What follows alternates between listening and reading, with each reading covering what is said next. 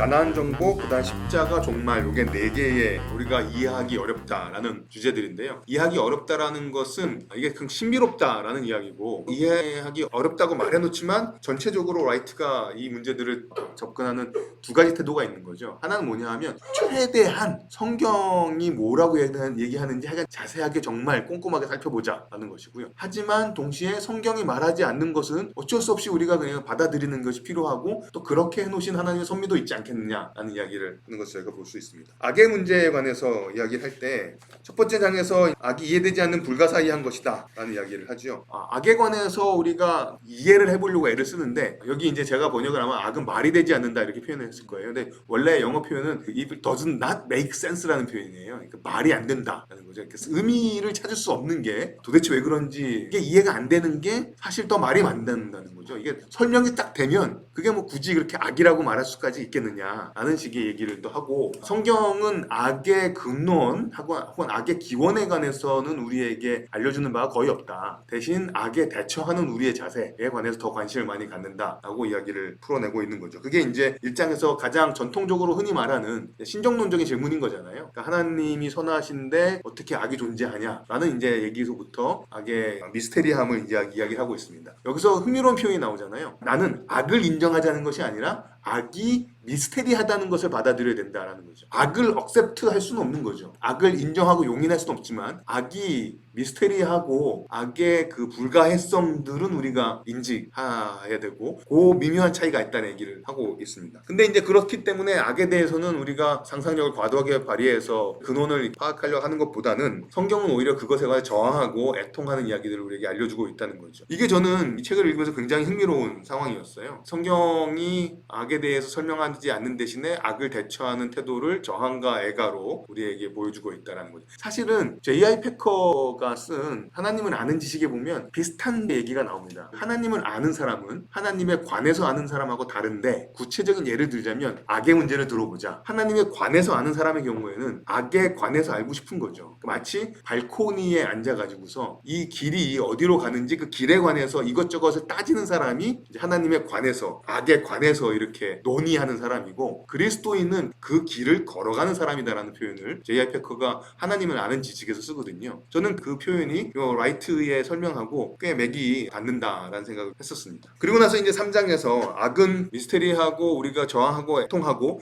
언제까지냐고 우리가 노래 부르지만 그게 우리 신앙의 전부는 아니라는 거죠. 분명히 십자가를 통해서 승리가 있었고 악이 정복되었다라는 이야기로 마무리가 되고 있습니다. 이게 이제 일부의 전체적인 흐름인데요. 약간 흥미로운 지점들 몇 가지를 이야기를 드리게 되면, 저는 이 섹션에서 하나님이 선하시다면 왜 이 악과 고통이 있는 것을 내버려 두시냐 라는 질문을 할 때, 세상에 벌어지고 있는 악과 고통의 많은 부분은 하나님 책임이라기보다는 사람들의 책임이다 라는 지적이 제가 이 책을 처음 읽었을 때 충격이었습니다. 그렇게까지 생각해보지 못했었거든요. 왜냐하면 일반적으로 신정론적인 질문을 할 때 이 세상의 악을 왜 하나님은 그냥 두시는가 라고 말하지만, 사실은 이제 하나님이 사람들에게 오히려 더 반문하실 수 있다는 거잖아요. 니네가 갖고 있는 능력을 가지고 열심히 애를 쓴다면 가난한 사람들 더 도와서 이 악과 고통을 경감할 수도 있는 거고, 그런 인간이 해볼 수 있는 것들도 있는데 니네가 할 거 안 하면서 마치 나에게 책임 있는 것처럼 말하는 게 좀 이상한 거 아니냐라는 식으로 하나님 반문하실 수 있다는 얘기가 굉장히 생각해 볼 거리가 많다.